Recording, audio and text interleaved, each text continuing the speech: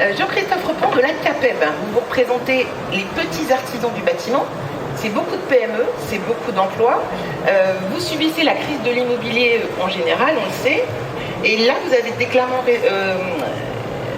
déclaré récemment que la situation est dure, mais on peut encore, avec des décisions de bon sens, redonner de l'activité à l'artisanat du bâtiment. Et vous avez même fait des propositions, 15 je crois, sur la rénovation globale et performante. Tout à fait. Comment favoriser ces entreprises du bâtiment? Oui, un petit rappel juste pour rappeler que la CAPEB représente les artisans et que le tissu économique du bâtiment est constitué de 97% d'artisans. Et donc c'est ça que nous travaillons nous à la CAPEB pour permettre à nos artisans, parce qu'il faut raconter une histoire commune et une énergie commune. Il faut que nos artisans aussi soient persuadés de la plus-value de ce marché et être acteurs du changement. Et les résultats actuels de cette activité ne sont pas à la hauteur des ambitions que l'on doit porter, notamment sur les ambitions de 2050. Et donc, on rappelle au gouvernement, avec 15 actions que l'on porte, que l'on peut, je pense, dénouer les nœuds du blocage, notamment l'un qui est très important, bien sûr, c'est le financement, et nous espérons beaucoup de la grande prise en main de France Rénov et des résultats espérés sur ce guichet unique et sur les accompagnateurs des particuliers. On espère beaucoup de ces conseils-là, mais il faut aussi laisser à l'entreprise l'accès à ce marché. Et donc nous, on rappelle qu'on n'oppose pas le global au geste, mais qu'il faut bien au contraire avoir une réalité économique qui permette d'arriver au global. Et si on stigmatise trop un flux financier vers le global, vu, vous m'avez dit 10% de réalisation globale, on n'arrivera pas à atteindre les objectifs du gouvernement. Donc il nous faut nous permettre de faire des parcours de rénovation, avec si possible un bonus en fin de parcours pour valider les changements d'activité. Rappeler aussi que la rénovation dite énergétique, en fait, nous sommes leaders en artisanat dans la rénovation, et il n'existe pas de rénovation sans qu'elle soit énergétique. Elle est énergétique, elle est décarbonée et elle est aussi sur l'accessibilité. Donc c'est pour ça que nous, on veut que ce marché de la rénovation entraîne le marché de la rénovation énergétique et atteigne cet objectif. Et donc on veut que l'artisan puisse accéder à ces marchés et faire comme Action Logement, qui est un joli outil presque paritaire, qui permettra de pouvoir certifier en fin de chantier nos qualités. Donc on veut ouvrir en fait le marché à l'ensemble des artisans, leur permettre d'être compétents et qualifiés sur la rénovation énergétique. Rappelez, vous disiez tout à l'heure, que c'est la rénovation énergétique, c'est la production d'énergie, l'isolation, la ventilation. C'est en fait ce que l'on fait dans nos métiers, dans les règles de l'art.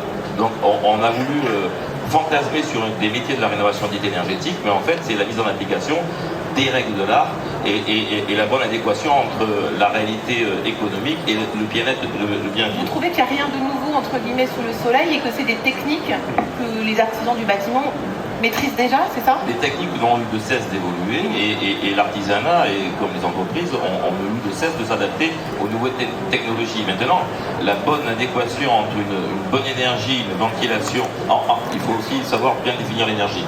Et pas financer une énergie qui l'année prochaine est interdite, ou etc. C'est ça qui est difficile. Hein.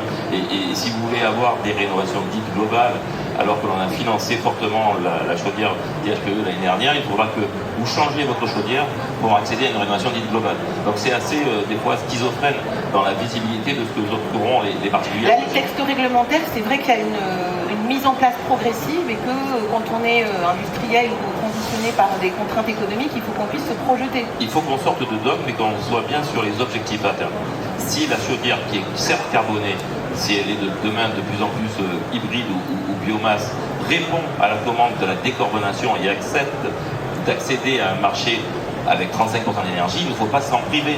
Et demain, sûrement qu'on pourra la changer pour une autre énergie. Mais si nous rentrons dans des positions trop dogmatiques, nous allons écarter le particulier du geste et de la rénovation dite globale, et on va avoir de plus en plus de passoires thermiques et on n'arrivera pas à nos objectifs. L'important pour nous, artisans, c'est de mener cette rénovation et que tous les acteurs soient partie prenante et sentent vraiment la plus-value.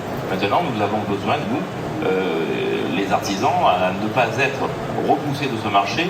Vous vous sentez mis de côté par rapport à ce qui est fait sur la rénovation globale. Vous avez proposé la création d'un outil, les groupements momentanés d'entreprises pour les artisans du bâtiment, qu'est-ce que ça pourrait faciliter pour qu'ils accèdent à ces marchés? Faciliter notamment le fait qu'ils ne soient pas solidaires sur un marché. Vous arrivez avec 3-4 corps de métier, électriciens, plombiers, chauffagistes, plaquistes, isolateurs. Eh bien, il faut qu'ils puissent travailler sur un seul et même chantier, selon la taille du chantier, avec 1 mètre d'œuvre ou 100 mètres d'œuvre, et permettre aux clients d'avoir un seul interlocuteur et un résultat final. Et actuellement, la loi ne permet pas de ne pas être solidaire. Il nous faudrait donc un texte de loi, on le redira à la ministre et aux ministres concernés, qui nous permettent d'accéder. Il ne faudra pas que... si vous voulez réussir les objectifs, il faudra que l'ensemble des TPE, des artisans, soient dans la bataille et dans le combat de la transition énergétique. Et si vous les écartez, l'objectif ne pourra être atteint. J'ai une question qui me taraude, puis après je vais passer la parole bien sûr à la FFB. C'est qu'est-ce qui fait qu'il y a aussi peu de petites entreprises du bâtiment labellisées RGE? Alors, c'est pas aussi peu de petites entreprises, c'est aussi peu d'entreprises tout court. Qu'est-ce qui fait qu'on n'y arrive pas? On est à 61 000 entreprises, ça veut dire que le marché ne décolle pas en tant que tel, parce qu'il y a une réalité économique du marché. Il est actuellement pour nous dans l'entreprise artisanale à 2%, alors qu'on devrait être bien au-delà de cela. Donc, qu'est-ce qui fait qu'ils ne vont pas faire ces formations RGE? C'est une complexité administrative qui n'est pas évidente pour l'artisan et qui demande une certaine connaissance du dossier. Quand on voit la complexité qu'on a entre MaPrimeRénov' et les audits de MaPrimeRénov', entre alors c'est pas si complexe que ça. Je vous ai vu donner, je sais. On est en capacité de pouvoir monter un dossier MaPrimeRénov', les artisans. Mais quand Valérie Mancret-Taylor, elle m'a dit, vous savez, quand même, on ne commande pas une pizza ou un t-shirt, on demande du pognon, de l'argent public, et c'est un peu normal qu'on vous demande des pièces justificatives avant de vous faire un virement. Mais en même temps, on ne fait pas un cœur nucléaire, et on est en capacité de pouvoir le faire. Et ce qu'on fait pour les certifications à la fin de chantier pour la sécurité de l'individu, c'est-à-dire la partie consuelle et PG, n'est pas accessible pour vous.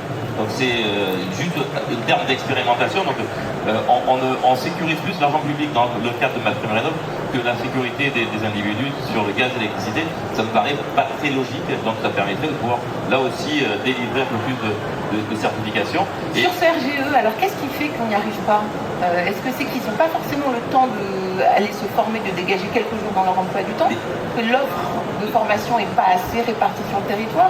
Les entreprises que je représente, qui sont de taille moyenne de 3 salariés, ne se projettent pas à 2 ans sur le marché qu'ils vont faire. Donc quand on doit se projeter à 2 ans sur le marché qu'ils vont faire, il faut qu'on prévoie 2 ans avant de se qualifier sur le poêle à bois, la chaudière thermique, la chaudière hybride, la chaudière... Et à chaque fois, c'est une qualification.